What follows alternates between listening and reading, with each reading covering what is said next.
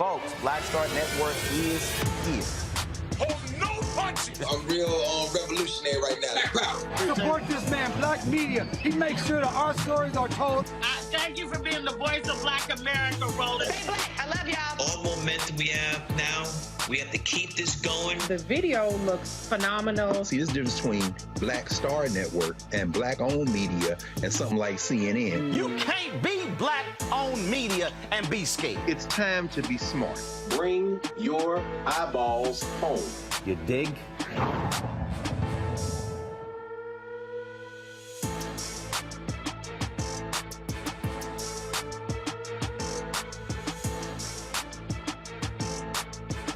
Today is Tuesday, November 22nd, 2022. Coming up on Roland Martin Unfiltered on the Black Star Network. Folks, 3 Camden County, Georgia Sheriff's Office employees have been arrested for beating a black man, Jarrett Hobbs. His attorney, Harry Daniels, will join us to discuss this latest development.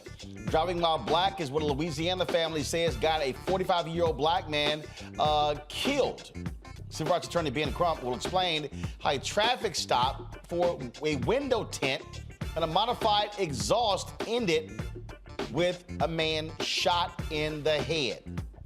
Also, there's so much to unpack about Tennessee lawmakers questioning Tennessee State University for black students enrolling in record numbers. I'll talk with Lezli Baskerville, the National Organization for Equal Opportunity in Higher Education, about how HBCUs are under the gun for doing well. Yeah, for doing well. Folks, it's time to bring the funk on Roland Martin Unfiltered on the Black Star Network. Let's go. He's got it. Whatever the miss, he's on it. Whatever it is, he's got the scoop, the fact, the find. And when it breaks, he's right on time and it's rolling. Best believe he's knowing. Putting it down from sports to news to politics. With entertainment just for kicks, he's rolling. It's on go, roll, y'all. It's Roland Martin, rolling with Roland now. He's funky, he's fresh, he's real, the best, you know he's Roland Martin now.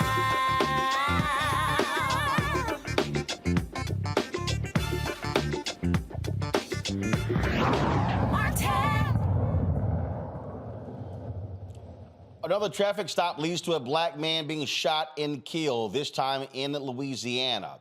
It was over a window tint and a modified exhaust. 45-year-old Derrick Kettling, the brother of Louisiana State Police Lieutenant Colonel Kenny Van Buren, was stopped by a sheriff's deputy. Now, Kettling asked why he was being pulled over.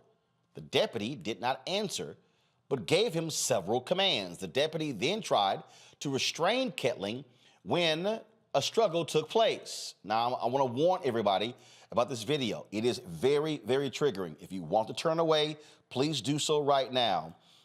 We've shown too many of these videos, but it is important for us to be able to show you these videos to cover these stories. Now, the first video will give you a split screen of the deputy's body cam as well as dash cam, and the video shot by a witness is going to come in during the struggle.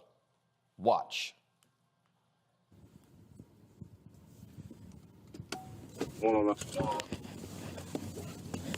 right there. Right here. To the truck. To the truck. Yeah, go to it. Walk over here. Walk over here. Walk to your truck. Stand by 8th and Broadway. To the back of your truck. Show me. Keep your hands out your pockets. Put them on the. Walk to the back of your truck. Walk to the back of your truck. Out with a Silverado temp tag.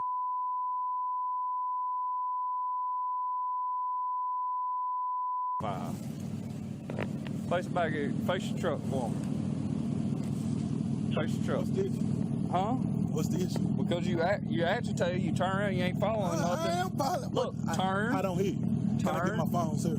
We'll get to that. Just turn and face the truck. Turn and face the truck. What I did? Face the truck. What is wrong with you? Why is you grabbing on me, man? Give me a unit. Why you grabbing on me, bro? Turn around. And put your hands behind your back. What's wrong with you, bro? Put your hands behind your back. For what? Put your hands behind your back. For what, bro? Put your hands behind your back. For what? 10-8-3! 10-8-3! Ow! Oh!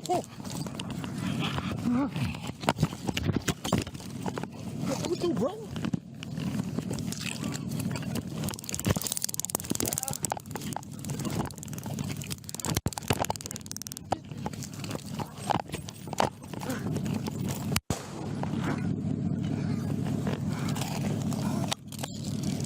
Shots fired! Shots fired!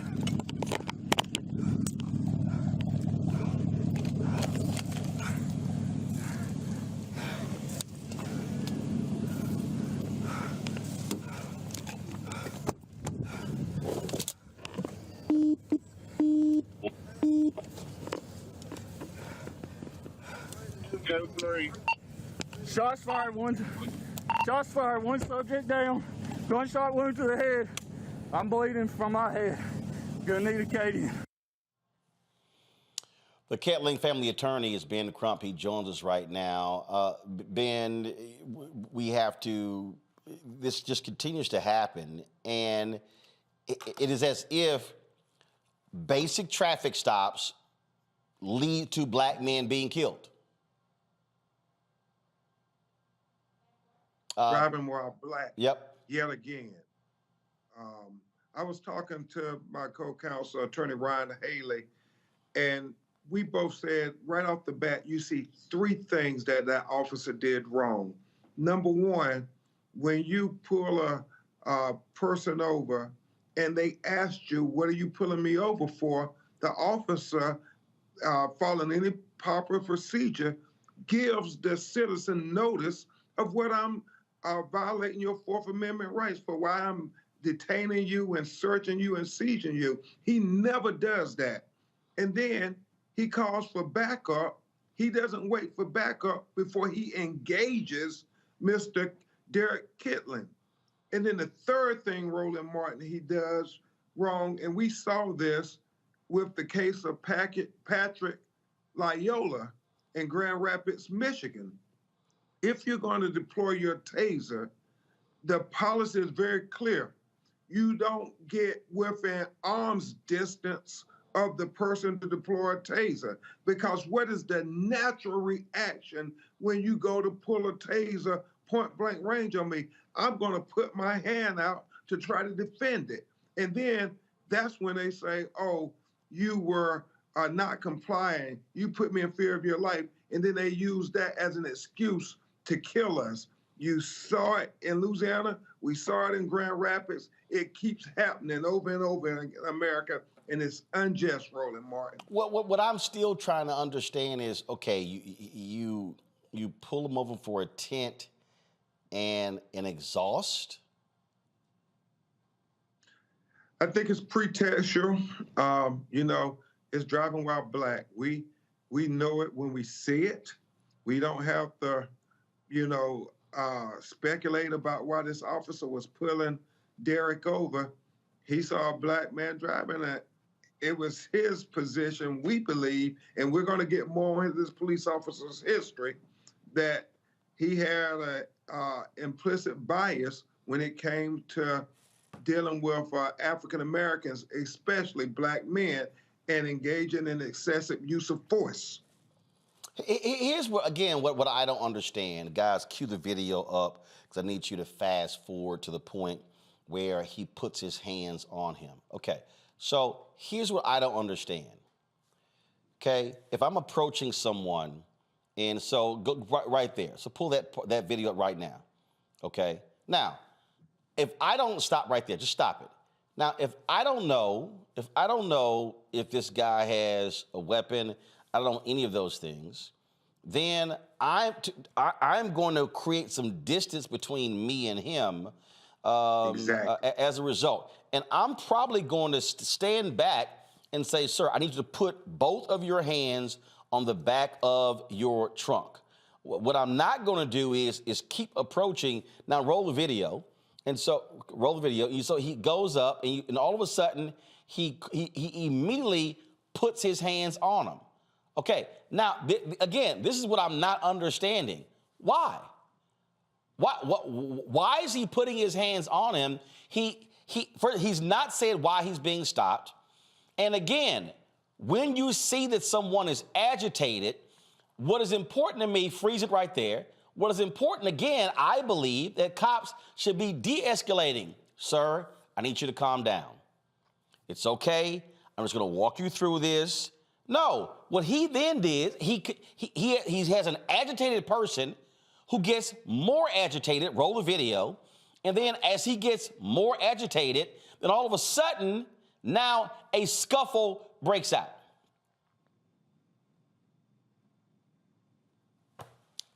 It makes, again, this is the thing, Ben, de-escalation should be the priority of cops. Yeah, Roland, what you have just demonstrated, and we could use you as our expert in the trial, is what police procedure would have instructed him to do. Create distance, use your verbal commands. If you're going to deploy the taser, you deploy it from a safe distance, not only for your safety, but certainly for the citizen's safety.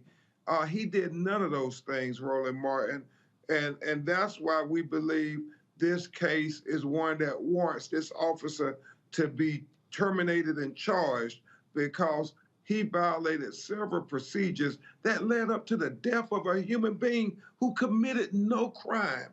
I mean, what is the crime there, Roland Martin? Right, and that's the thing there. Now, again, his brother is a state trooper? His brother is a state trooper, and ironically, his brother is a person who is in the top of the hierarchy in investigating wrongful deaths by police and excessive use of force by police. And obviously, you know, Ronald Green, Alton Sterling, all those type cases. His brother was part of the State Patrol who looked into those cases, and you would think that you wouldn't get the call that your brother has been killed by an officer accused of using excessive force. But what it tells you, Roland Martin, and we should never take it for granted, Black America, but by the grace of God, that could be any of us. Again, just absolutely unbelievable.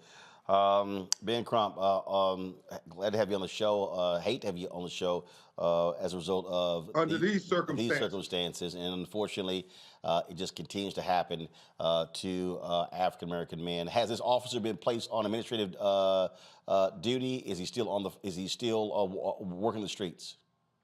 Well, he's suspended apparently with pay, which is what happens part of the course, Roland. They shoot us and then they get a vacation. Ben Crump, thanks so much. All right, I'm coming back to talk about Banking While Black and Wells Fargo with you next time, bro. All right, sounds great. Let's do it. Thank you, brother. Thank you very much. My pound, Dr. Mustafa Santiago Ali, former senior advisor for the Environmental Justice at the EPA.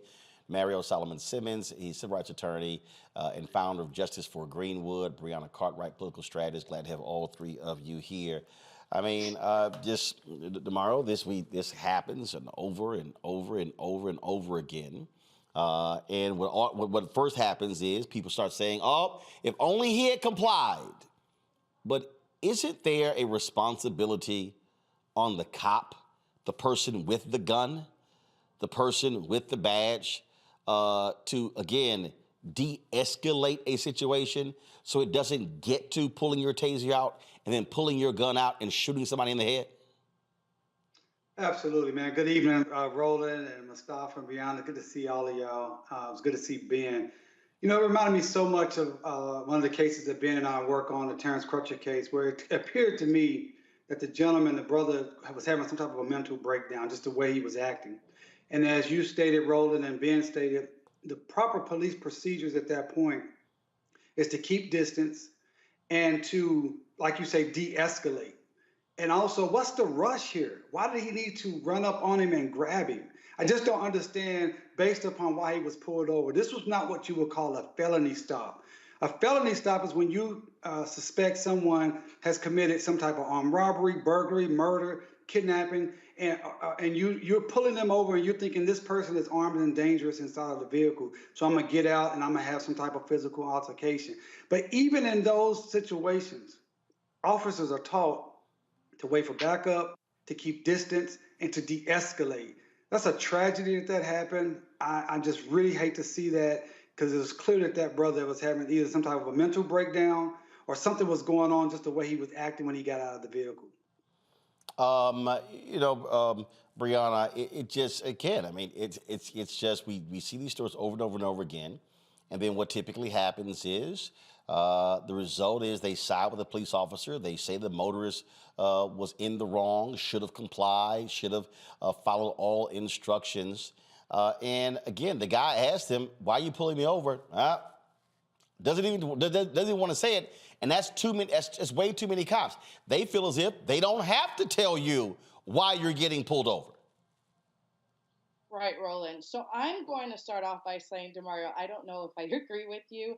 I don't know if he had an anxiety attack or a mental issue. It is the fact that he got pulled over without even knowing. The fact that he still came out of the car. He was far from the car. He didn't have his hand. He had his hands where everyone could see it. He was technically at the back of his truck because it was the part where you put stuff in. It wasn't all the way in the back, right? So he slowly kept complying, but he did not do what the officer exactly wanted to do, which at the time someone's screaming at you, you're scared, you don't know why, and you see these things happen time and time again, you're in the mode of fight or flight, right? And he's trying to comply because we've seen time and time again, if you flight, you get it in your back. So there's this thing where we know we're up against something that we can't control, and it's just nerves. People deal with their nerves differently. And it was obvious that the officer was not in fear. He would not have gotten that close. You know, the scuffle all happened close. He asked for backup, didn't wait. If all this was he was in fear, then he wouldn't have taken those steps in the first place. And an officer's only supposed to utilize their weapon when they feel that their life is in threat. And nowhere was his life in threat, or did that video show that he thought his life was in threat. At the end of the video, he said, "Oh, I'm bleeding too," as to be a cop-out of what he did was okay, for calling it in, because we've seen what happens if we just let someone die out. So he was trying to seem as if he was responsible after the fact, but it was all cover-up, and there's no way that he could say that this was a mistake, and he should be charged. And we can go into qualified immunity if we want to, but honestly, more than for him just being stripped as a police, he should be personally charged. Mustafa. You know, you have to ask yourself the question, you know, when our brother George Floyd lost his life, has anything changed? Because we continue to see these same things playing out time and time again. And this brother lost his life for, you know, what, $100 ticket at the most? We've got these interesting dynamics also, Roland, that's going on that we got to bring into the conversation. So not only did this police officer not follow the proper procedures, but, you know, folks have been asking for and introducing legislation in a number of states across our country, and Republicans have been blocking them. And a part of that legislation has actually been that police officers have to share with you why they pulled you over. And Republicans have been blocking that. They said it makes a police officer's job tougher and more dangerous. The more dangerous aspect, I can't even begin to fathom what that actually means. So we continue to have these failures in our law enforcement system, from the officers all the way up to these state legislators who refuse to put some basic, very basic types of things in place that help people to have a better understanding of why they got pulled over, and to make sure that those officers are sharing that with them, so at least folks understand where they stand. It is, again, just unfortunate. We'll see what happens next. But again, what often happens in these cases, it's cop gets off and they say, oh, he was justified because his life was in danger. We know exactly how. Yep. Tomorrow, go ahead. So just for our audience, if you find yourself in that situation, obviously, like Brianna said, we're up against the odds. But I would strongly recommend that you stay in your vehicle and that you try to comply with the commands the best way you can, because these things can happen regardless when you do exactly what they say. And therefore, this is a great example that if there's any ambiguity, we're not going to get the benefit of the doubt, particularly out on the street. And once they started struggling for the gun, that's where the problem is going to lie, because the officer is going to say at that point that he was fearing for his life. But he created the situation. That's the legality of it. He created the dangerous situation, so he should not be able to say, oh, because of what I created, I had to protect myself from a legal perspective. Yep. That's exactly what typically happens. All right, folks, got to go to break. We come back. We're going to talk about Tennessee State University being checked by lawmakers because of their population increase, which kind of makes no sense because it's not like they say anything to the University of Tennessee. We have more of that state hearing, and we'll talk about that as well. Also, ruling comes down in Georgia. An appeals court rules against Republicans, saying, yes, early voting can begin on Saturday, November 26th. We'll tell you about that as well. Folks, you should download the Black Star Network app, available on all platforms: Apple phone, Android phone, Apple TV, Android TV, Roku, Amazon Fire TV, Xbox One, Samsung Smart TV. Also, please join our Bring the Funk fan club. Your dollars make it possible for us to do what we do. Please send a check or a money order to P.O. Box 57196, Washington, D.C., 20037-0196. Cash App, $RM Unfiltered. PayPal is R Martin Unfiltered. Venmo is RM Unfiltered. Zelle, Roland at RolandSMartin.com. Roland at RolandMartinUnfiltered.com. And get your copy of my book, White Fear, How the Browning of America is Making White Folks Lose Their Minds. Available on all platforms: Amazon, Barnes & Noble. Also get it at Target. Download it from Audible or order from your favorite black bookstore. We'll be right back.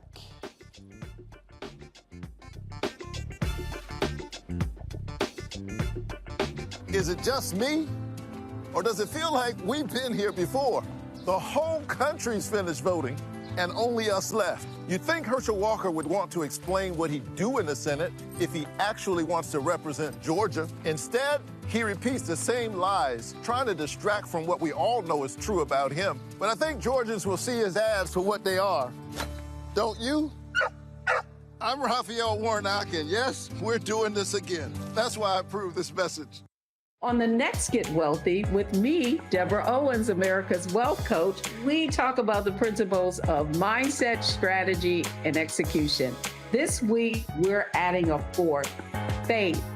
You're going to hear from a mother and daughter duo who are helping thousands of Black women build wealth, all through their faith. You are more than you can ever imagine. Not just obtaining things to show that, but seeing yourself. Making your faith work for you. That's right here on Get Wealthy, only on Black Star Network.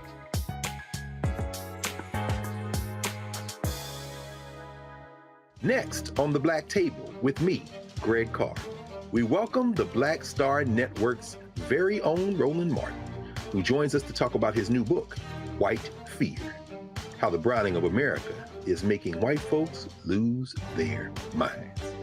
The book explains so much about what we're going through in this country right now, and how, as white people head toward becoming a racial minority, it's going to get, well, let's just say, even more interesting. We are going to see more violence. We're going to see more vitriol, because as each day passes, it is a nail in that coffin. The one and only Roland Martin on the next Black Table, right here on the Black Star Network. Hey, I'm Donnie Simpson. What's up? I'm Lance Gross, and you're watching Roland Martin Unfiltered.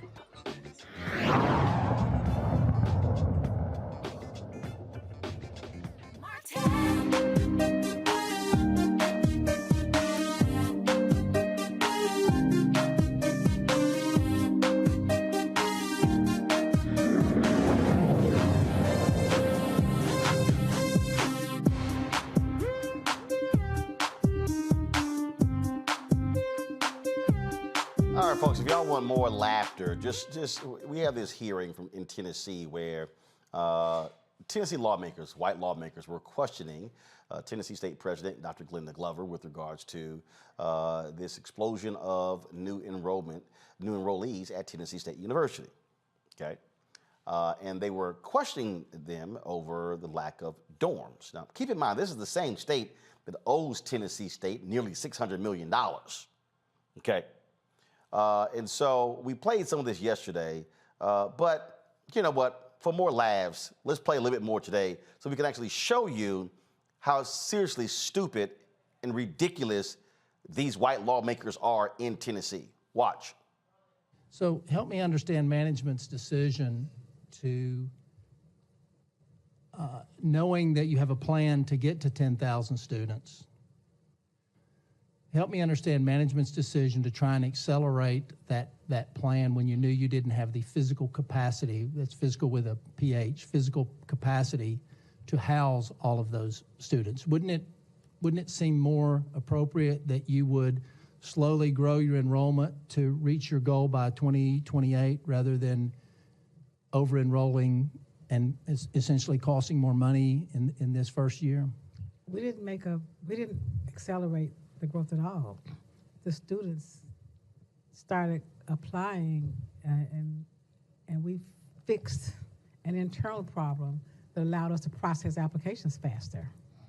There has been a holdup in the past years. There was in the CRM system that we had. It didn't totally allow, the system process did not allow us to match it up in a faster way. We did a lot of it was almost manual with spreadsheets, et cetera. But it did it in a matter of seconds. You could process more applications much faster. We weren't trying to make the 10,000 this year. Well, I guess, sorry to interrupt you, but I guess my question is, if I know that my board has challenged me to grow to 10,000 students by 2028, let's just use that number, then I would have a progressive growth number and I would build out my campus along the way to get to that 10,000 number, right? Because it takes time. I know it's going to take me time, but it sounds like in this instance, you had this huge influx of students and you didn't tell anybody no if they met the criterion. You didn't tell anybody no, and so you had all these students on campus or coming to your campus without the physical capacity to handle those students. Now, we understand whether it's UT or it's UT Memphis that they often over-enroll, and they'll have 400 or 500 students that they have to house off campus for a brief period of time, but then they absorb them in, right? That's what we generally do too. But you're not going to be able to do that this year. We did that last year. That's what we generally do. Yeah. But we had so many more students this year. I have to keep stressing that we're in the middle of an HBCU renaissance when students are coming back to HBCUs. And we are a school of choice. There's a lot going on TSU's on a national stage. And students want to come to TSU. So we didn't over-enroll from that standpoint. It was the housing part of it. We have to, in our minds, separate the right to an education from housing. We have the capacity to teach the students. It's just we don't have the housing capacity. Hard, especially when you look at the fact that the University of Tennessee has had record enrollment the last 2 years, but their facilities are a hell of a lot more advanced and better than Tennessee State University. As I said, folks, the issues that we're talking about exist there. In fact, do y'all have the rest of the clip where there was a lawmaker who talked about the issues? I think it was a black lawmaker. Do y'all have that? Okay, because it was after that. It was after that. In fact, let me see if I can find that, because it was that was important because for context, when you're talking about these folks here again, which makes no sense to me, if they're literally sitting here trying to somewhat chastise the president, and what they're doing is actually really trying to build the university. And last I checked, I would think you would want that. You would want that. In fact, the folks at Tennessee Holler, they actually had posted a video of this particular hearing. And let's see here. Here we go. Okay, so here we go. Watch this. Teach the students. It just was we don't have the housing capacity. It's almost like the chicken and the egg, right? So you can't request additional funding for dorms if you don't have enrollment. However, if you get the enrollment and you don't have the dorms, my first year in the education committee was in 2018, and TSU was admonished for declining enrollment. And so I think we as a state, it's our responsibility to say, okay, this is where we are.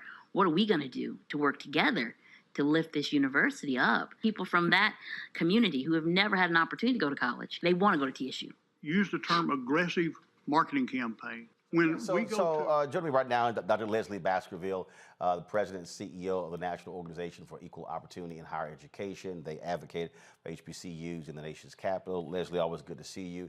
That last point, I think, is what's most important.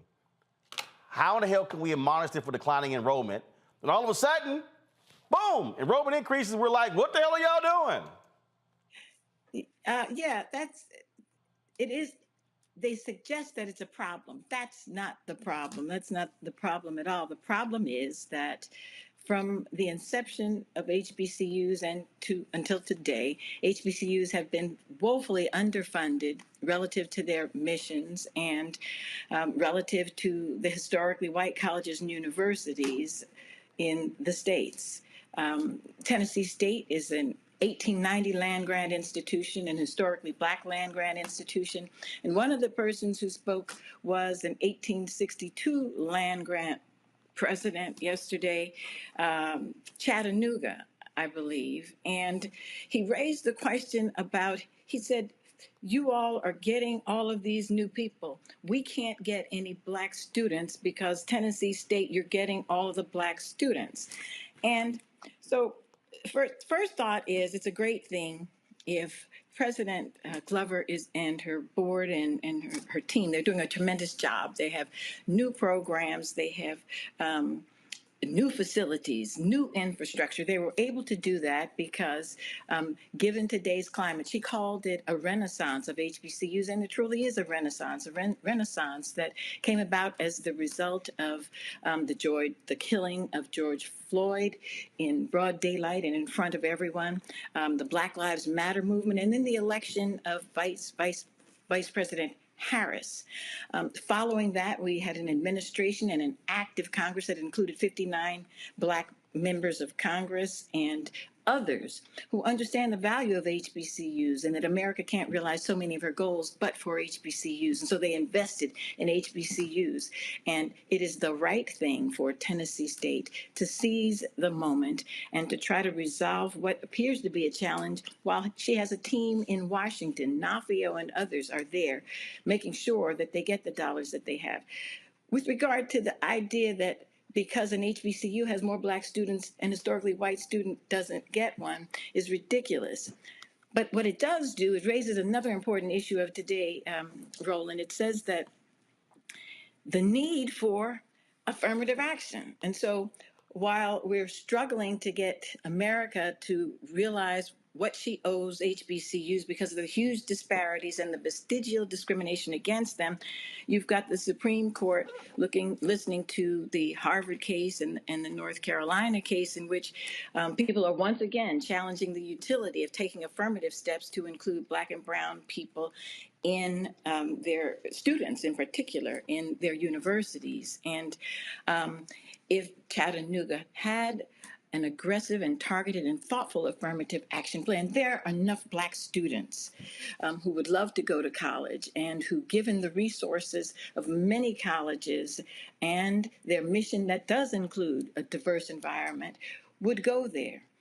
So we do need affirmative action. We need, for example, if Glenda Glover has, as part of her outreach to everyone, students all over the place with far limited resources, financial resources than others. But suppose Chattanooga invested in Roland Martin, in the Black Star Network, in Unfiltered, where they could tap into more than 1 million subscribers, 391 viewers, 391 million viewers.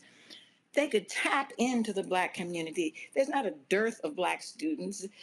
Tennessee State is large and strong, but it's not so large and strong that there are not Black students who would seize the opportunity to go there, especially with the resources that they have available. In addition to the Roland Martin show, the Roland Martin Unfiltered advertising there, National Black Newspaper Publishers Association, they reach 20 million Americans, mostly African Americans. They have 205 newspapers.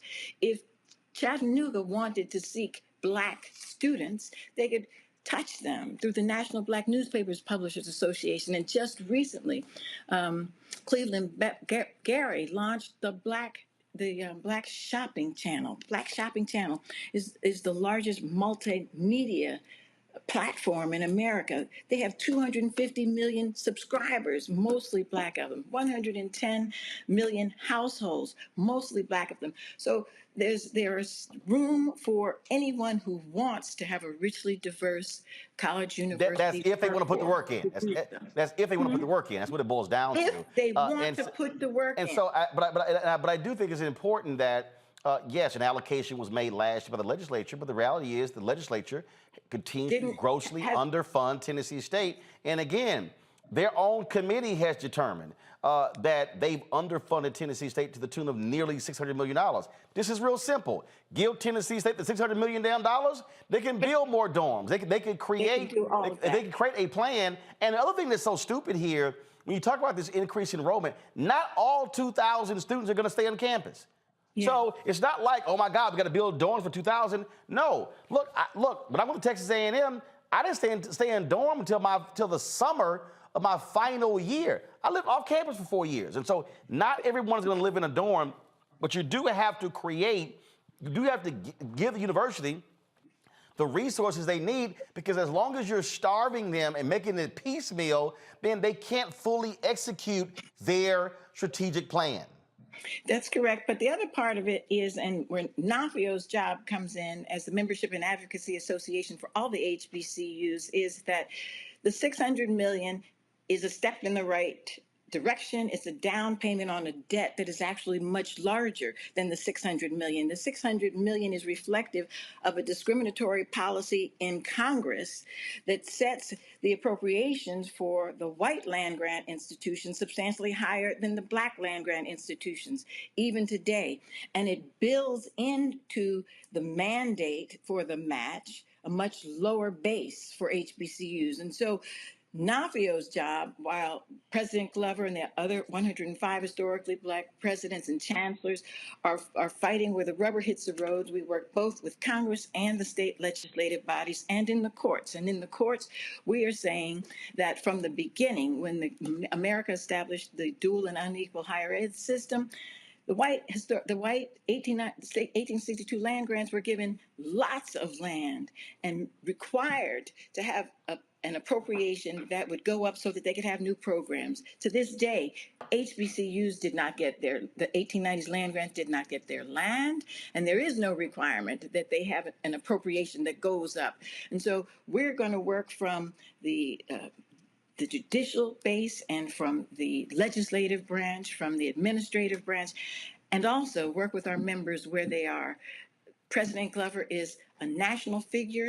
She is serving as as the co-chair of President Biden's board of HBCU advisors, and just stepped down from a tenure as AKA president, during which, along with the sisterhood, the first Black sorority, they not only pledged, but gave $100 million to all four-year HBCUs. So they're doing everything that they can. Black folks are doing everything that they can. And because of the growth in the investment by Congress, by Black folks and others, white folks took notice. Corporations took notice. Mackenzie Scott, 20 to 50 million to about 20 HBCUs. Why? Because they understand that an investment in HBCU is the most cost-efficient and most effective thing that American can do in higher education to close the wealth gap, the higher education gap, the employment gap, the economic gap, the justice and the sustainability gap. That's what's going on. And President Glover needs not to apologize for it. We, those of us who are her champions and the advocates for HBCUs, need to make sure that they have infrastructure dollars sufficient to accommodate that. And there's a bill now that's trying to make its way through Congress. And we will definitely do all that we can to make sure that that question is not raised again. All right, Lezli Baskerville, we appreciate it. Thanks a lot.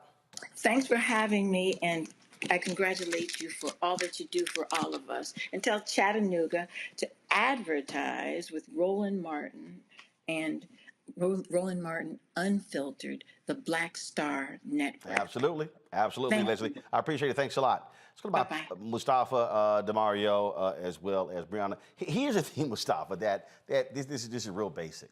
And that is, you're at HBCU, Tennessee State, you're damned if you do, damned if you don't. It's like, oh, hit you with declining enrollment. Well, then we get it up. Oh, now all of a sudden, no, what the hell, you got too many. North Carolina A&T gets slapped with a $2 million fine because they barely went over the cap of out-of-state students, as opposed to them going, maybe we have a university that people kind of want to go to. Why in the hell would you sit here and actually fine them? And so what you're dealing with is these white lawmakers, and again, which is why my book, White Fear, How the Browning of America is Making White Folks Lose Their Minds, is important. Is because they're sitting here like, we don't understand what's going on. Like, why are all these Negroes trying to go to these schools? But again, because of what's happening or not happening at these predominantly white institutions. And this notion as if these people are choosing to go. Okay, they're choosing not to go to the University of Tennessee. They're choosing not to go to Middle Tennessee State.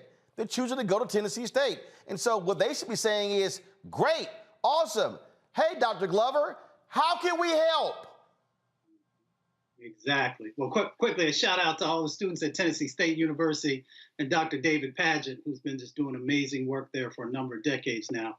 You know, this is about power. It is always about power with these folks. You know, if we start to do good, then they want to roll you back. And then, of course, if you miss whatever the particular goals are, then they want to hold you accountable for that. It's really interesting. You know, in the state of Tennessee, you've got, 17% of the population is African-American, over 1 million folks. So for them not to be able to get these other schools to be attracting African-American students, there's a reason for that. One of the reasons is that these other schools, in many instances, are not safe spaces. They're not welcoming spaces. So students are choosing, as they should, to go to HBCUs where they know they're going to be appreciated. They're going to get, a stellar education. And they're also going to build the networks that are necessary as you're navigating the workplace. So with all that being said, they actually should have the president coming in and asking the question of how were you able to accomplish this? What are the lessons learned? What are those best practices that you all have in place? And how can we better support you to make sure that it continues to grow out? If they would have paid up that $600 million, the housing would be there. So they, need to take care of that side of the equation. But the other side is you should be learning from people who know how to get the job done and how to attract students. Oh, absolutely. And look, the reality is, Dr. Glover, Brianna, in terms of, obviously, she was international president of the AKAs. She brought Vice President Kamala Harris there to be a commencement speaker there at the university. And let's just be honest, I'm sure you have some Republican lawmakers who were not happy at all that the vice president was there giving commencement. But the reality is, guess what? That's kind of what happens when you're an HBCU president and you're an AKA and the vice president of the United States is your sorority sister who's also an HBCU graduate.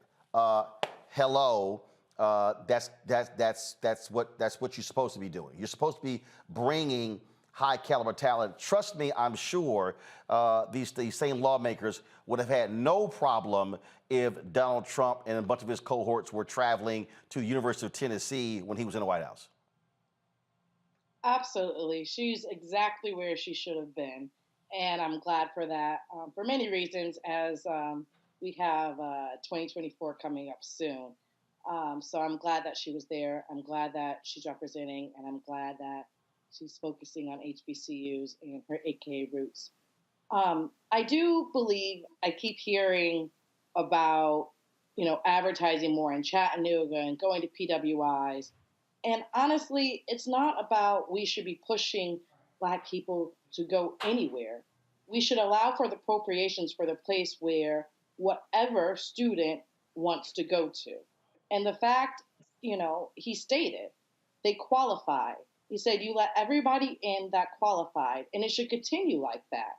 It shouldn't be, okay, they qualified, and now let's not still let these people in.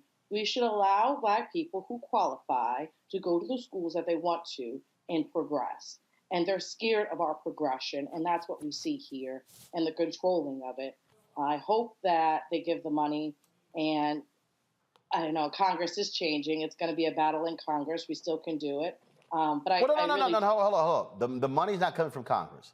The money, the money is from state. Right. Except for saying that there is a bill right now in Congress to help HBCUs overall. But the $600 million, that's Tennessee. The state of Tennessee should be pawning it up. And for instance, this is the same state that set aside $500 million to build the Tennessee Titans, $1 billion NFL franchise, a new damn dome stadium. Right, because they like to keep So it's like, y'all got the money.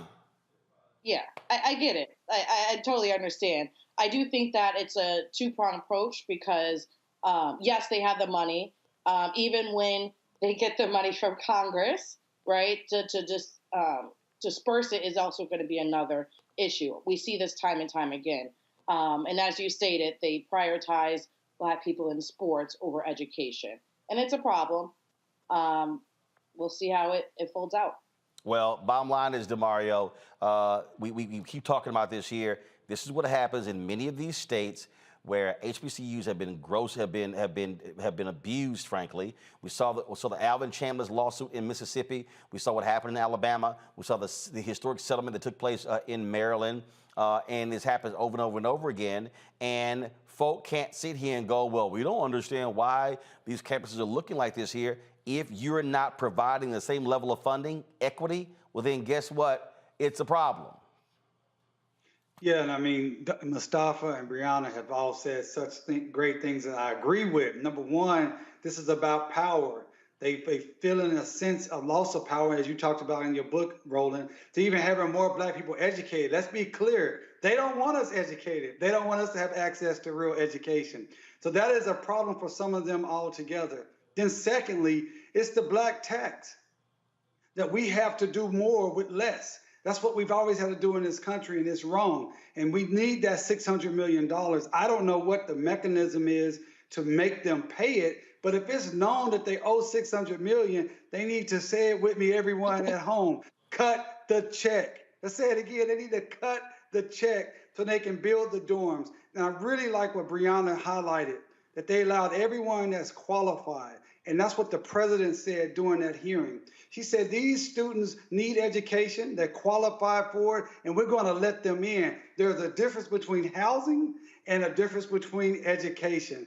And, shout out to Tennessee State. Both my mother-in-law and my father-in-law went to Tennessee State. And Roland, you will love this.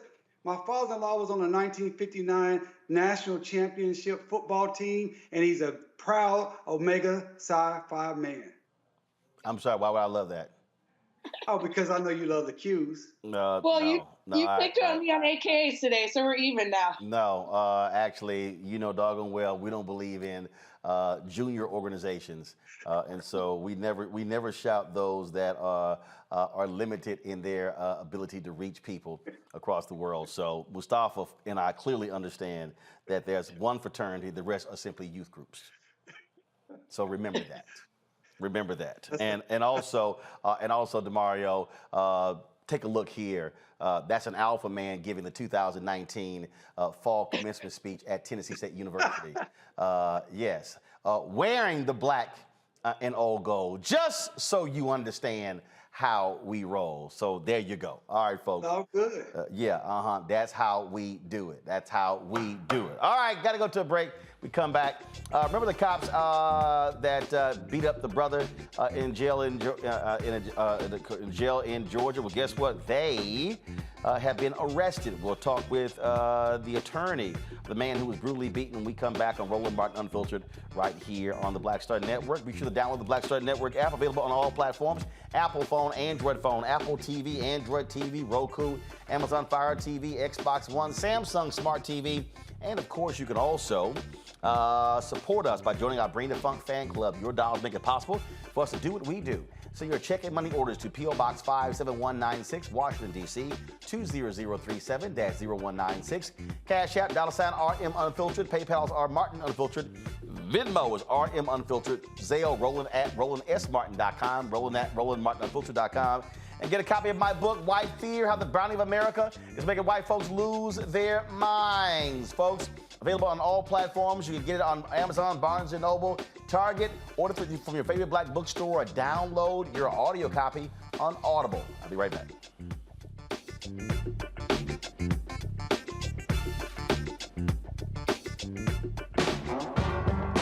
Don't wait till November 8th. We can vote today, y'all. Early vote started this week. We're on Savannah State University's campus. We will be dorm storming today, giving out treats for everyone. We hope to see everyone at the polls when it comes to November. If you believe we got power, let them know. Make some noise. Put a fist up. I need to see a fist in the air because we got power. Come on, you put it up. Come get your shirt. We're out here in the streets of Savannah, Georgia. James, do not forget to go vote. I got you. If we vote the right people in, we can make a change. We can get these resources in our community. I am a woman, and it is important that we have the say-so of what we want to do with our bodies. We're concentrating on entrepreneurism, providing young people with resources and training that they need in order to change their trajectories. We want Black down. Democracy is on the ballot. Voting rights is on the ballot. Voting suppression is on the ballot. I am most passionate about those three combined because they all impact each other. Savannah is my home. I care about my community, and I care about representation in my community.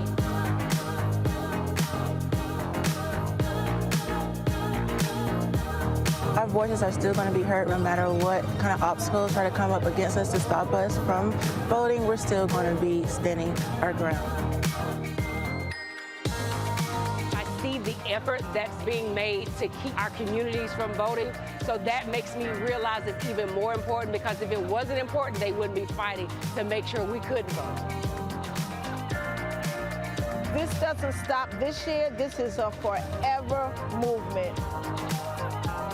We're going to exert our power as a people, walk in our rightful place.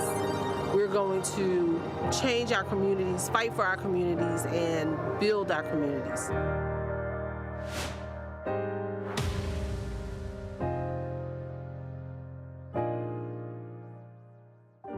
This is Diala Riddle. What's up, y'all? I'm Will Packer. I'm Chrisette Michelle. Hi, I'm Chaley Rose, and you're watching Roland Martin Unfiltered.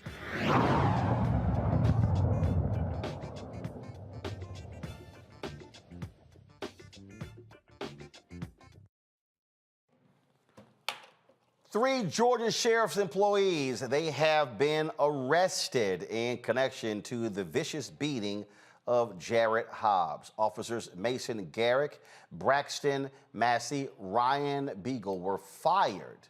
That's right, were fired and charged with battery of an inmate and violating the oath of office. The Georgia Bureau of Investigation and the Camden County Sheriff's Office started an investigation following the September beating of Hobbs in Camden County Detention Center. All 3 officers have been booked and sent to the same Camden County Public Safety Complex where Hobbs was initially detained. Joining me now is the attorney, one of the attorneys for Jarrett Hobbs, Harry Daniels. Harry, let's just be clear. This video going viral is why these cops were arrested.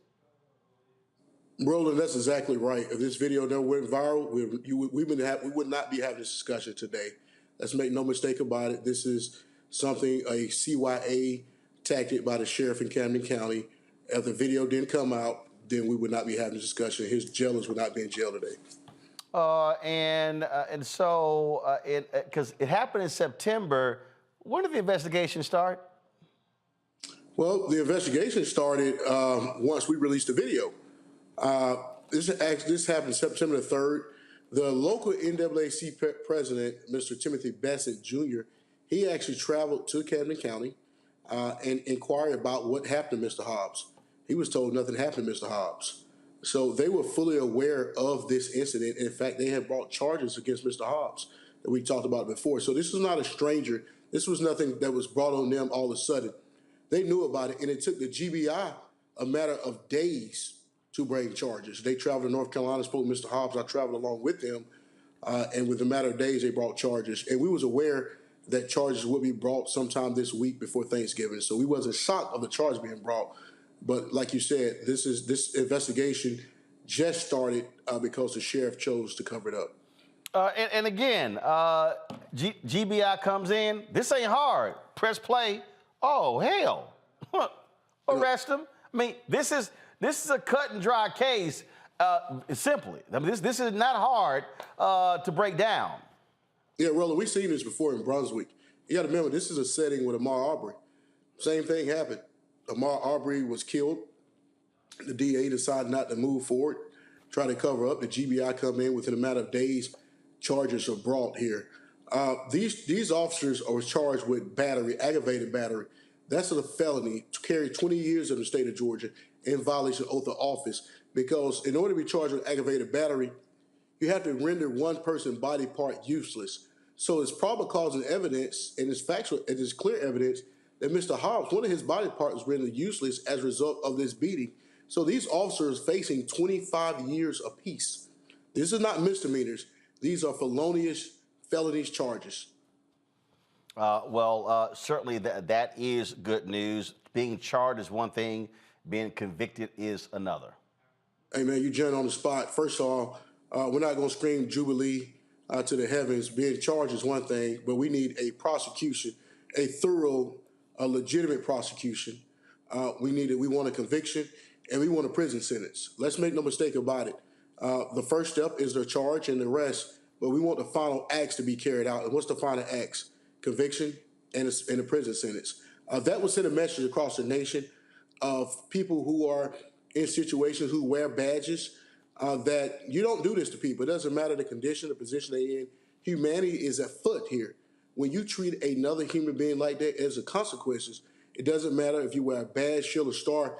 And, the GBI director, he summed it up when they asked him the question. When you saw the video, when they asked the GBI director, when he saw the video, how did he feel? He said he was shocked as a citizen. He was in disbelief. But this has been going on for a while. They just got caught today. They just got caught. And, hopefully this opened up Pandora's box and so many other things that's happening, not only in Camden County, but happening around the nation. Because I appreciate good law enforcement. I support good law enforcement. I do not support rogue officers and bad law enforcement. And we never will. And we take it a point, our life works to bring justice and fight for people's civil rights when things like this happen. Well, I also believe that the Civil Rights Division of the Department of Justice should also, again, they can be tried and convicted in state court, but they can also be hit with federal charges as well. So hopefully that happens too. Right. Where we like this, we have petitioned, sent a request to Christian Clark's office for the Civil Rights Division of the Department of Justice. They have received our requests. Let me be very clear. We are looking at this thing not just as a violation of his constitutional rights by people who wear a badge, shield, or star, but we have asked them to look at this, look at Camden County as a whole, any systemic abuse of force, and not just that, but to look at this matter as whether it's racially motivated. The federal government had the resources to find out if this was racially motivated. The video is clear. You see a black man being beaten by white police officers. Let's not forget about this elephant in the room. It could be more there than what it meets the eye. So we've asked for a thorough investigation. Mr. Hobbs is very happy that arrest has happened. He knows a long way to recovery. But we're gonna stay on this story. And I appreciate you guys for being on this story and keeping this thing in the front. All right, Harry Daniels, we appreciate it, man. Thanks a lot. Hey, man, ain't nothing like the Q Sci-Fi, though. Well, another little youth group. Another little youth group member. It's all First good. fraternity and found out on HBCU. Come on now. Y'all couldn't get into Alpha. You had to go somewhere. It's all good. Well, you know the history. Yeah, you do know the history. Alpha's your daddy. All right. All right. We appreciate it. Y'all walk into that one every single time. I don't know why y'all do it. I'll keep tell y'all. DeMario, y'all want none of this. You know it. You want none of this. Well, that's right, Brother Daniels. I appreciate you. Let him know what it is. We won't be intimidated. We know it's your show. We will not be intimidated. Q's don't back down, dog. Y'all back down, but you will back up. Yes. All right, man, Brother Daniels, I appreciate you, Team Rue. I appreciate that. We need to let Roland know what it is. Oh, please, you know, I appreciate you guys. Thank you for all the work y'all do. And like I said, this is a very serious matter. I appreciate you. And I appreciate you, Roland, for allowing us to come on and bring it to you viewers. Well, y'all have a good night. I appreciate you. Have a great Thanksgiving. We're going to keep pressing the case. We appreciate it. Thanks a lot. Another perfect example, Brianna, without video, we're not having this conversation. Right. Absolutely. I was going to ask him a question of how they were able to get the video, because one thing he said, it opens up a Pandora box. It wasn't that it was the first time, but it was the first time they got caught. And I'm so glad that this man Hobbs is now receiving some justice. To see that video was excruciating, very, very painful. There was 5 on 1. I don't know why that would even need to happen. He was eating a sandwich and they went for his neck. You see other inmates in the background. It was very violent, very disturbing. But I have a lot of questions, more than answers. So I will definitely be watching this case closely. I saw, 5 officers. We said 3 was arrested, and we'll now see if they will actually get any, if they'll be persecuted. So we'll see what comes. Mustafa, look, I mean, again, when these cases happen, they happen over and over and over again. And this Biden Department of Justice Civil Rights Division, led by Kristen Clark, I mean, they have gotten a number of jail wardens, corrections officers, sheriff's deputies arrested, charged, indicted, and actually convicted for the type of abuse that we saw right there. And that's what needs to happen. Yeah, we got to have both these civil and criminal sets of actions that are going on. And we got to make sure that folks understand that people are paying attention, that they're watching, and that when you break the law, exactly what we saw that they did, that there are going to be repercussions, that you're going to be held to the same level of the law as everyone else. And that means that not only are you going to catch fines, but you're also going to spend time behind bars. And as that becomes more commonplace as our good brother just shared with us, that we find these situations that folks will begin to, I think it'll move into the culture of law enforcement and let them know that when they do these types of things, that there are going to be repercussions, and that changes the culture. It's slow, and we would love for it to happen faster, but with the Department of Justice and other holding people accountable, I think it does matter, and I think it will begin to change some of these dynamics, along with all the other work that we have to do. We talk a lot about, again, reforming police departments, but we also have got to be reforming these jails and prisons, DeMario. Yeah, I want to address a couple of things. Number one, I believe the family probably got access to this through what's called an open records request or a freedom of information request. So if you find yourself, if you or your loved one is a victim of this type of attack, that's the first thing you want to do is contact an attorney and have them send a preservation letter and also request for open records if it's a governmental institution. That's number one. The second thing I wanted to say is I want to know the black officer that was in the video. I want to know, did he ever stop any of the beating? No. And then I want to know, was he one of the people that was charged? Because that beating was so vicious. And there is laws that require when officers see that their teammates or their colleagues are violating someone's right, they have an affirmative duty in many states and locations to stop that action. I didn't see that black officer stopping anything. He was not charged. He was disciplined. Yeah, he should be charged too, because he saw what was happening and he has a duty to stop that Mr. Hobbs from being brutalized and receiving the type of injuries. I don't know what Mr. Hobbs' injuries are, but they have to be substantial for that type of sustained barrage of punches from 4 or 5 different individuals. It was savage. It was inhumane. I think they all should have been charged. And that is another example that when you talk about this policing culture, it is not about black people. We say, oh, we just need to have more black officers. That is not the key.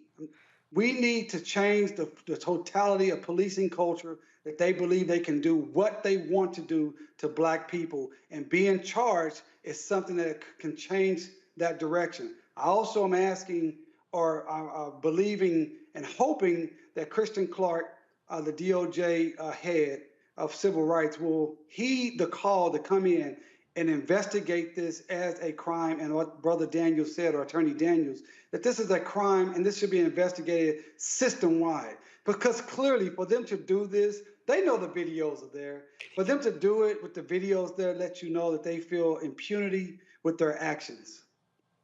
All right, folks. Atlanta is going to be paying $1 million to the family of Rayshard Brooks, the 27-year-old black man fatally shot by a white police officer in 2020. Atlanta City Council voted 15-0 to approve the settlement nearly 3 months after prosecutors determined the officers involved in Brooks' death had committed no crimes and that the use of deadly force was reasonable. Brooks was killed June 12, 2020 by a white police officer, Jarrett Hobbs. When he tried to arrest Brooks, he was asleep in his car in the drive-thru lane of a Wendy's restaurant. Police body camera shows a 27-year-old black man struggling with Rolfe and another white officer after telling him he had had too much to drink in order to drive. Brooks grabbed the taser from one of the officers and fled, firing it at Rolfe as he ran away. An autopsy found that Brooks was shot twice in the back. All right, folks, going to break. We come back. What the hell is Newt Gingrich talking about? Wait till we hear. This fool actually says that Herschel Walker is more of a credit to African Americans than Senator Pastor Raphael Warnock.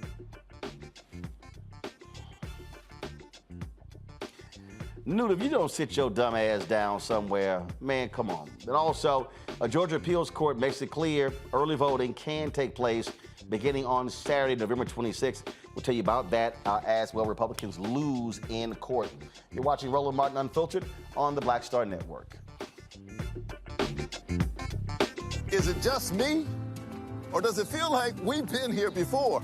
The whole country's finished voting and only us left. You'd think Herschel Walker would want to explain what he'd do in the Senate if he actually wants to represent Georgia. Instead, he repeats the same lies, trying to distract from what we all know is true about him. But I think Georgians will see his ads for what they are.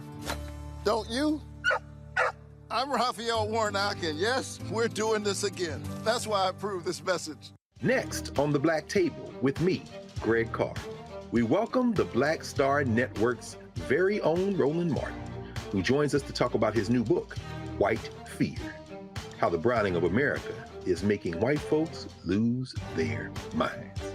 The book explains so much about what we're going through in this country right now, and how, as white people head toward becoming a racial minority, it's going to get, well, let's just say, even more interesting. We are going to see more violence. We're going to see more vitriol, because as each day passes, it is a nail in that coffin. The one and only Roland Martin on the next Black Table, right here on the Black Star Network. Hi, I'm Israel Houghton with Israel the New Breed. Hi, I'm Carl Payne. Hey, everybody, this is Sherry Shepherd. You're watching Roland Martin Unfiltered, and while he's doing Unfiltered, I'm practicing the wobble. Yes, I am. Because Roland Martin's the one, he will do it backwards, he will do it on the side. He messes everybody up when he gets into the wobble, because he doesn't know how to do it, so he does it backwards. And it just messes me up every single time. So I'm working on it. I got it. You got Roland Martin.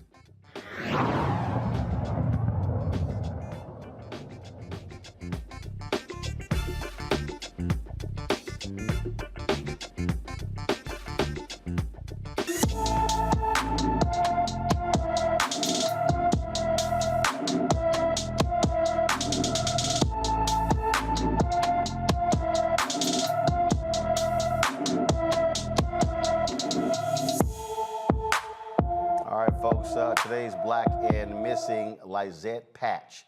Lizette Patch, 5 feet tall, weighs 110 pounds, hair is black and brown eyes. Been missing from Bakersfield, California. Folks, been missing since December 22nd of last year. That's right, folks. If you have any information regarding Lizette, please call the Bakersfield Police Department. The number is 661-327-7111, 661-327-7111. All right, folks, early voting begins in Georgia on Saturday after a Georgia appeals court ruled against Republicans who were trying to stop early voting from that date. The law was changed in Georgia where they said you could not have voting taking place 1 or 2 days after a holiday. Well, after 2020, they moved the runoff from 2 months away to 1 month, causing some confusion. The court's rule, legislative, what their intent was actually wrong. So they ruled in favor of Senator Warnock as well as the Democrats. Republicans are going to appeal that ruling to the state Supreme Court. Speaking of that Georgia race, the former congressman and the Speaker of the House, Republican Speaker of the House, Newt Gingrich, said one of the dumbest things you've ever heard in your life, y'all. He said that having a black person like Herschel Walker in the United States Senate would be a dramatic improvement over Senator Raphael Warnock. You want to listen to an idiot? Here you go. I think that Herschel Walker has the courage, the integrity to be a really remarkable U.S. Senator. Yes. And I think having an African-American with his background, somebody who's good at business, somebody who's given over 400 speeches on military bases to help young people dealing with PTSD because of his own experience with having had concussions, playing football and in mixed martial arts. I think Herschel would be such a dramatic improvement over Senator Warnock, who is a hardline left-wing politician, that I really do think that it's worth a lot of effort to make sure Herschel wins. And I'm delighted that Governor Kemp is going out and his team is going out and they're doing all they can to help elect Herschel.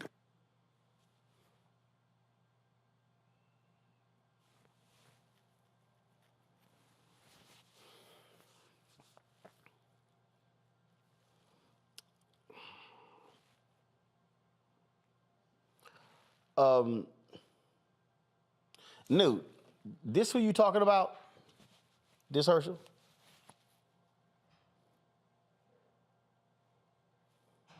That boy ain't got no rhythm. I don't even know what the hell. These white Republicans are so desperate for anybody black.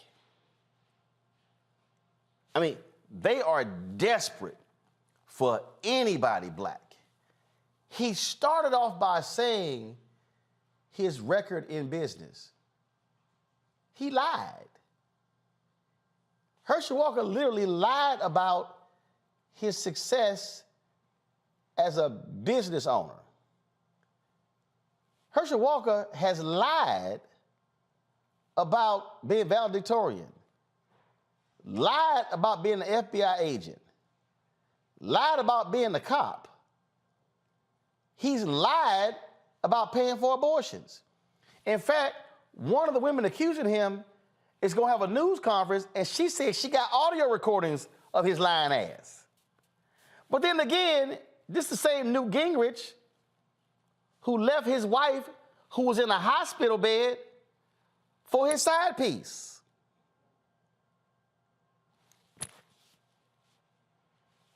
That same Newt. Brianna, go ahead. What's your comment? Right, that part. And especially the same Newt that called Obama the food stamp president. We really talking about what he's saying. I don't understand why. Whole mess, never done right. And honestly, he started off when he said his background, right? I don't care about business, whatever. And he went in to talk about him being a football player.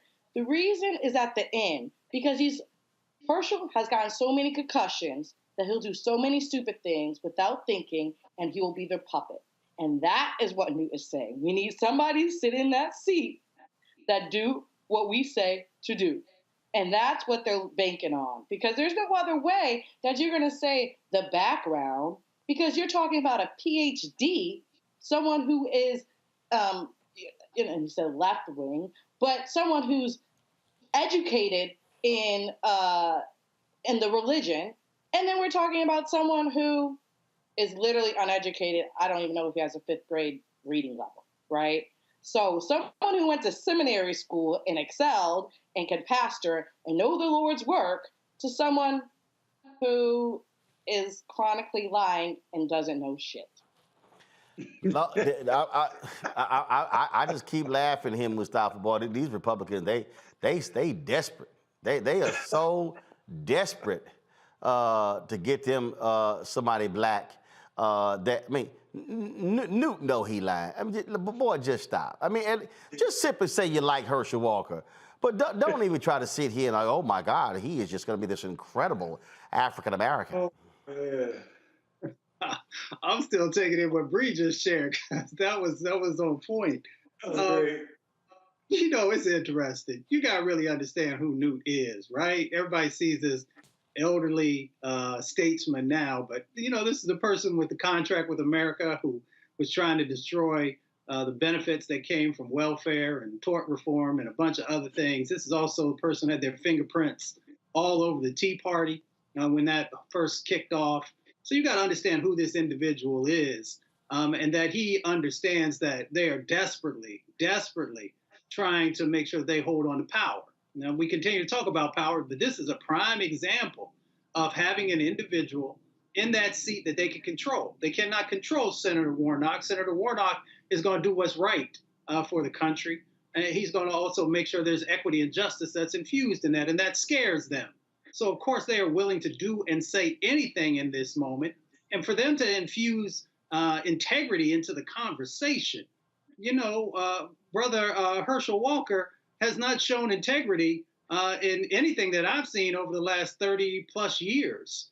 So I'm not sure. He also has showed his lack of understanding and education around critical elements, whether we're talking about the environment and the silly comments that he made about that, his comments around business and trying to parrot some of the things that Donald Trump has said, and a number of other aspects that show that you are not prepared for one of the most important positions that is inside of our government. And for them to be willing to allow him to have the space to hold that position shows that they do not truly care about democracy. They don't care about the state of Georgia. And they most definitely don't care about the impacts that are happening in Black and brown communities, because you never hear Herschel Walker talk about those impacts and what his ideas are, let alone sharing with the country, what are your policies? That's the important question. What are your policies? And because he cannot articulate that, that shows that he is not ready for prime time, and he's most definitely not ready to be the next senator from the state of Georgia, and why Senator Warnock is. DeMario? First of all, I just really want to go back to what Brianna said, a whole mess. I just wrote that down. I love that with Herschel Walker. You know, Herschel Walker used to be one of my favorite football players when I was growing up, and he was at the Cowboys. I was very sad when he got traded away. Of course, we got a lot of great players like Emmitt Smith in that trade. And this just shows how far down this guy has gone. You know, they talked about him talking about PTSD. Well, I mean, CTE and PTSD is not the same thing. You've already stated about Newt Gingrich, you know, who he is. This is a guy, he's a liar, he's a cheater, he's corrupt. And it just shows that all the GOP cares about is power, that they will put someone who's clearly has diminished mental faculties, as Herschel Walker has put him out front because they don't care. They want a puppet there. And so it's just really sad. And I hope everyone that's listening will do like I've already done, is send some money to Senator Warnock's campaign. $5, $10, $100, whatever you can do. And lastly, I want to give a shout out to my boy, my mentee, Greg Robertson, who's down there working on the ground, working on the campaign. I think we're going to see Senator Warnock reelected. All right, folks. The Supreme Court, they have dismissed the voices of Black and Latino voters in a court challenge. The court declined to hear an appeal by Black and Hispanic voters in Texas about how Texas state maps intentionally dilute minority voting power. The dispute focuses on Senate District 10 in Tarrant County, Texas, and a ruling by a panel of 3 judges on the district court who believed that the new state Senate map disproportionately impacted minority voters. However, the judges found no evidence indicating that the legislature's intent was racial. The Supreme Court is going to hold the future of voting rights in its hands as the court heard arguments today debating Section 2 of the Voting Rights Act and its impact on minority voters. Well, we'll be watching, of course, that case as well. All right, folks, going to a break. When we come back, more on Roland Martin Unfiltered on the Black Star Network. Download the Black Star Network app, Apple phone, Android phone, Apple TV, Android TV, Roku, Amazon Fire TV, Xbox One, Samsung Smart TV. And of course, you can also support us with joining our Bring the Funk fan club. Send your check-in money orders to P.O. Box 57196, Washington, D.C. 20037. That's 0196. Cash App is $RM Unfiltered. PayPal is R Martin Unfiltered. Venmo is RM Unfiltered. Zelle is Roland at RolandSMartin.com. Roland at RolandMartinUnfiltered.com. And get a copy of my book, White Fear: How the Browning of America is Making White Folks Lose Their Minds. You're available at all bookstores, Barnes & Noble, Amazon, Target. Download it from Audible and order it from your favorite black bookstore. We'll be right back. I am on screen, and I am representing what a black man is to the entire world that's going to see this. And this might be the only black man, a representation of a black man that they see. Right. So I am responsible. Right. For how they see black men. And it's my responsibility to, if I am not playing an upstanding, honorable, someone with a strong principle or moral core, to make sure that this character is so specific. Right. That it is him, not black men. And I wish that more actors would realize how important their position is as an actor of color, playing people of color on screen. Because there are people that see us all over the world in these different images that we portray. And not everyone knows black people to know. Yes. That's not all.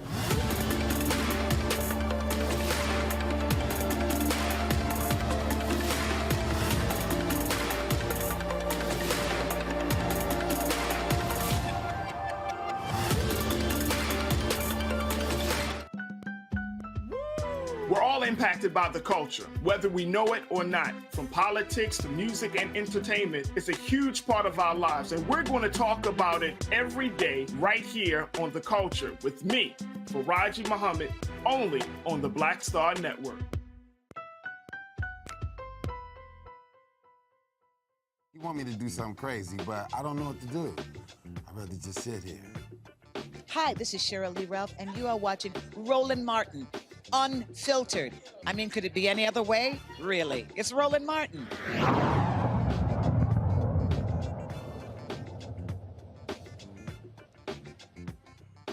Preterm births last year reached their highest peak since 2007, with more than 383,000 born before 37 weeks of age. That's right, folks. According to a new report, the report released this week found disparities widen between white and black mothers, who are already 62% more likely to have a preterm birth and nearly 3 times as likely as white moms to die of childbirth-related causes. And over 211% of black women did not receive adequate prenatal care. Ashley Randolph, the president and co-founder of Alliance for Black NCU Families, joins me now from Sacramento. Certainly glad to have you on the show, Ashley. I mean, this is one of the things that I talked about when you get the Dobbs decision, and all of these so-called pro-life people who are really anti-abortion people were out here, and I'm like, it's amazing. I'm like, how quiet y'all are on this issue. I'm like, if you're pro-life, you would think that they would care about this issue.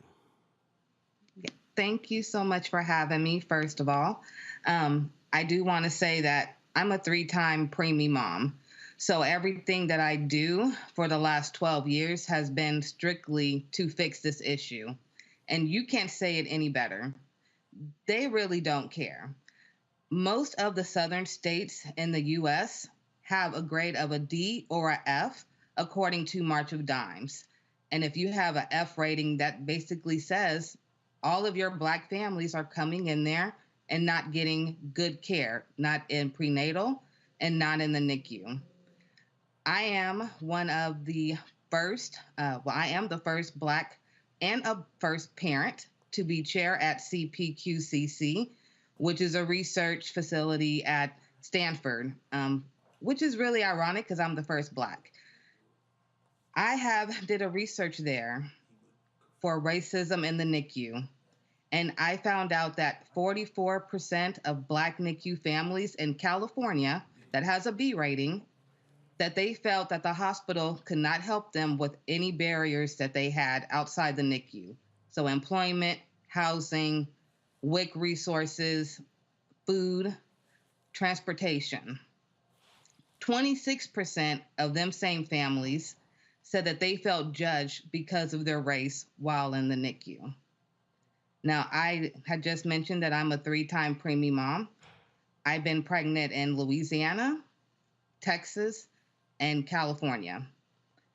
I had to leave Texas at 6 weeks pregnant because I already knew from my first 2 previous pregnancies that I wouldn't get good care in the South. So I left Texas right when I found out I was pregnant, came right back to California, thought I would get the best care, and then at about 5.5 months pregnant, my doctor let me go because I suffered from hyperemesis gravidarum. So with each pregnancy, I lost 30 pounds. Doctors never could figure out why. They never really wanted to look and see why. Same thing for why I'm having all these kids premature.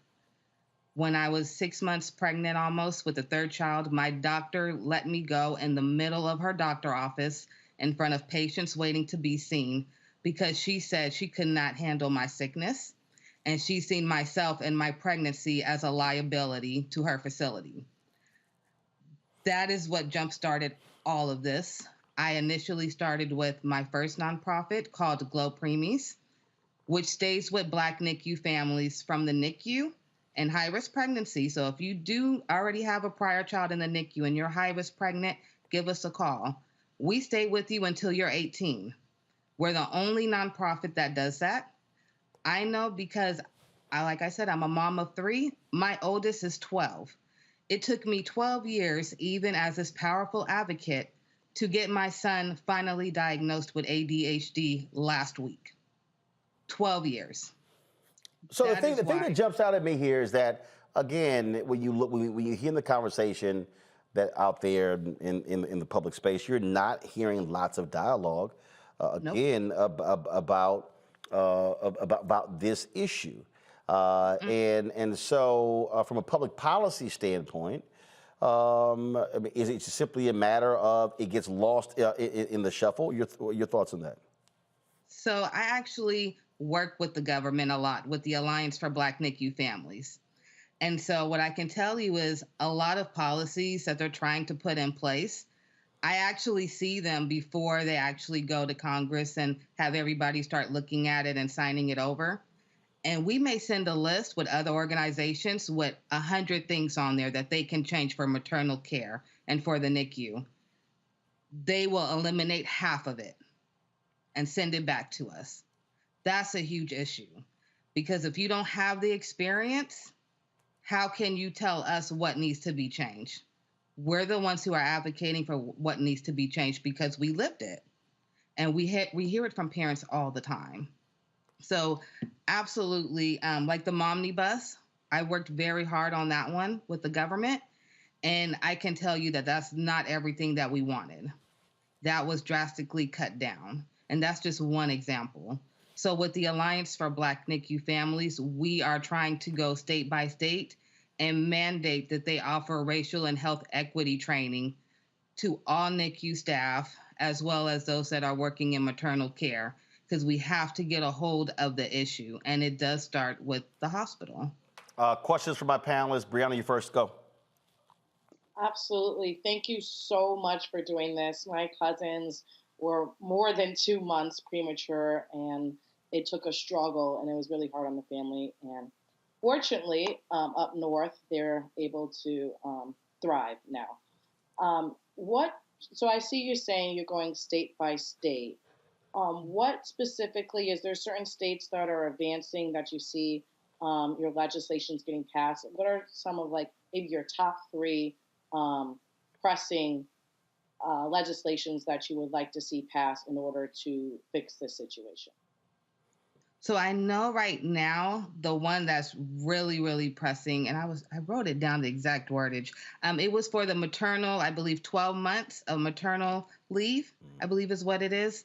And that's the one that means the most to me. The more time that the mom can have to be at home with her child, the better for her, for postpartum depression, if that does come into play, as well as more time for her to breastfeed, as well as more time for the family unit to come together and really tackle any barriers that they do have when they did bring that child into the world. DeMario. No, I really appreciate your service here. My little sister was born about over 2 months premature and just had to deal with all of that her whole life. Thankfully, she's 20-something now, and we didn't know that was going to happen. So I appreciate it. So definitely see this. Also dealt with a lot of infertility between my wife and I, and endometriosis, and all these things that Black women in particular are struggling with. Fibroids. I mean, I have way more information and experience in this than I ever thought I would. And I've been in those doctors' offices and those hospitals when those doctors walk out the room, won't give you the pain medication, won't take your complaints serious. Like we've dealt with that as educated, prominent Black people in this area. So your work is so important. How can I and our audience best support you right now, tangibly? Tell us what we can do. Is it somewhere we can donate to you? Is it something we need to sign? What can we do to help you with this awesome and important mission? Thank you so much for that. Preemies are my everything. They're my babies. If you would like to help, I ask that you all go to blacknicufamilies.org. That is our website for the Alliance for Black NICU Families. And please sign up to be a co-founding member if you would like to support. You are also able to donate. I do want to say that all of our donations that come through the Alliance for Black NICU Families, we do two things. So right now, we have already given out 40 wearable breast pumps for Black NICU moms, and we have just in the process ordered 235 more.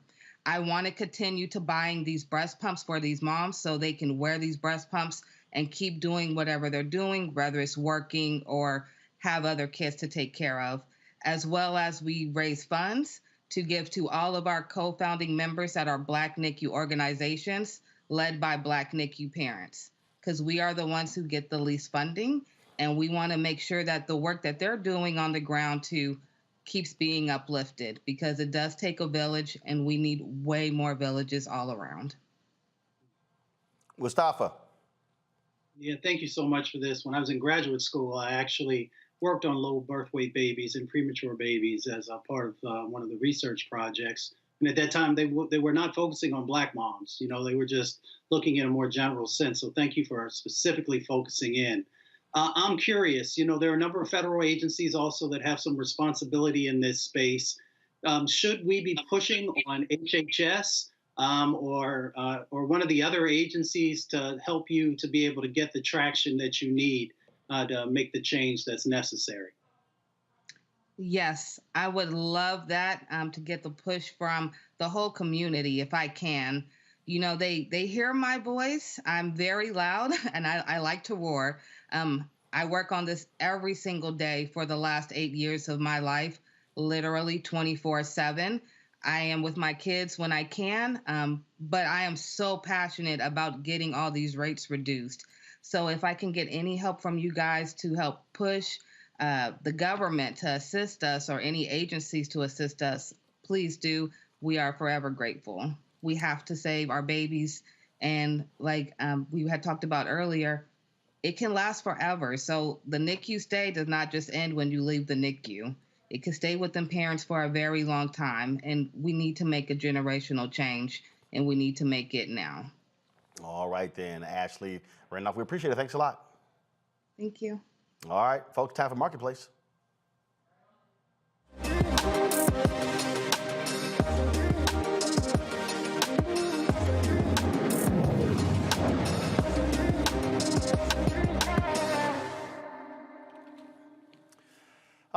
folks going to be shopping for Christmas. Black Friday sales have already started. It's not even Friday, of course, but there are a lot of Black-owned shopping options for you. The Dinah Smile Stationery and Gifts may have just what you're looking for when it comes to buying gifts for family and friends. Joining me now is the owner and illustrator of the Dinah Smiles Stationery and Gifts, Davella, is it O.D. or Audio? It's Davia Odoy. Sorry, Davia Odoy. From Stockbridge, Georgia. All right, glad to have you on the show. So, thank you for having me. So, stationery and gifts, explain, because you know we're now living in the technology age. Folks still writing on stuff? Yes, people love to write, and that's what I have to offer. I have been an illustrator my entire life, a professional illustrator since 2005, and I've always wanted to see stationery with images that looked like me, looked like a Black woman, a happy Black woman, and I couldn't find it. So because I knew I could draw, I knew I had to fill the gap, per se. So the Dinah Smile Stationery Gifts is a collection of my artwork on different stationery goods, high quality paper products, and my niche has been spiral notebooks. That's been the one thing that people have really gravitated towards, and I have a couple here that I can show you. And it's just been a passion of mine to just illustrate happy characters, because we need to see more things that look like us. So that's the void that I've been filling for the past few years, and it's just been something that has blessed my family and those around me, and I'm very, very grateful to be able to bring something like this to the marketplace. So how many different products do you have?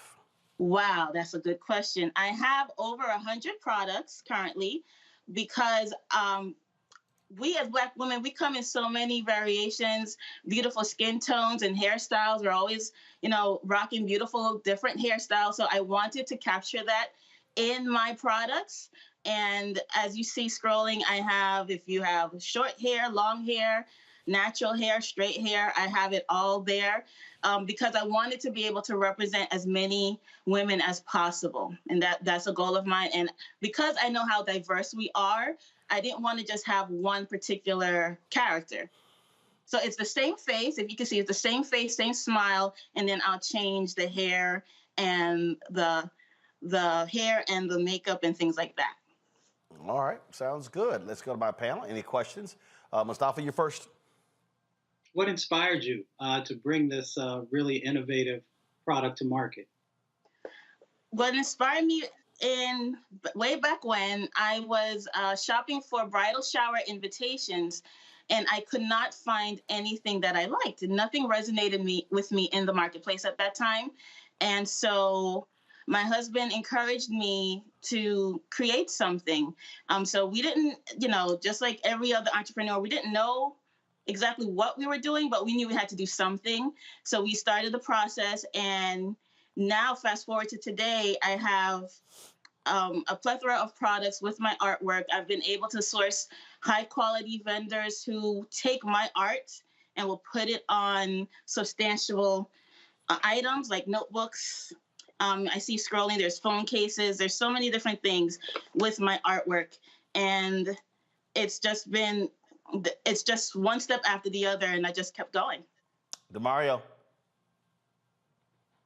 I write in a journal every morning, or most mornings.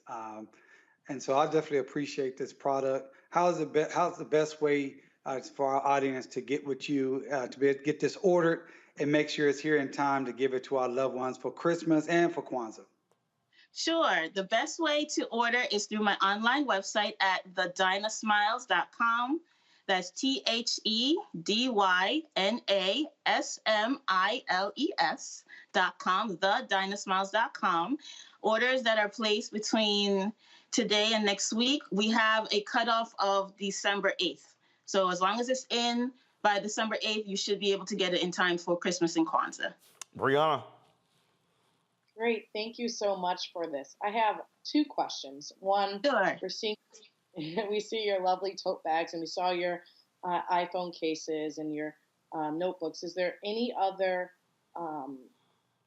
products that you have your artwork on, such as calendars, agendas. What are the other artwork you have what other products do you have your artwork on? Sure. I currently have my products on my artwork on stationery goods, which include notebooks, designer journals. I used to carry a planner. I'm going to bring that back in the future. Because of 2020, I know a lot of families were rocked with 2020, and it did the same with me and my family. So we're in a process of a rejuvenation, of starting again. So like on the screen, that is an agenda that I offered in the past. So I will be bringing that back. But currently I have designer journals, and the newest thing that I have to offer, these are daily notepads where you can fill out the information to get yourself organized for the day. And it's a tear off notepad. So once you're done with the day, you can tear off the page and put it in your, if you have a binder, you want to keep it, or if you're not, if it's not needed, you can always just rip it off and go on to the next. So this is the newest thing that I'm offering, daily agendas, where it's in a notepad form. All right then, folks. It is Dinah Smiles Stationery and Gifts. Here's all the information on how you can actually reach them. Their social media accounts as well. And THEDYNA Smiles, same on Facebook. And also for folks on our show, there's a discount code. Use Roland 15, ROLAND 15 to save 15% on your total order. Well, Davia, we sure appreciate it. Thanks so much and good luck. Thank you. Thank you for having me. I appreciate it. And happy Thanksgiving. All right. Thank you so very much. All right, folks, that is it for us. Let me thank Brianna, my alpha brother, Mustafa, and that junior fraternity member, DeMario. Glad to have him on the show. Come on, you know doggone well is alpha and is everybody else behind us. Hey, you better be careful. You know you're coming down here to Tulsa next week, so you better be nice. Completely unfazed. Completely. I got something for you. If it's 20 Omegas and it's one Alpha, that is simply unfortunate for you 20 Omegas. Y'all can't even handle one Alpha. Come on, man. You know. You know. You know. You know how it is. Don't hate, congratulate. I might let you celebrate. Just letting you know. Hey.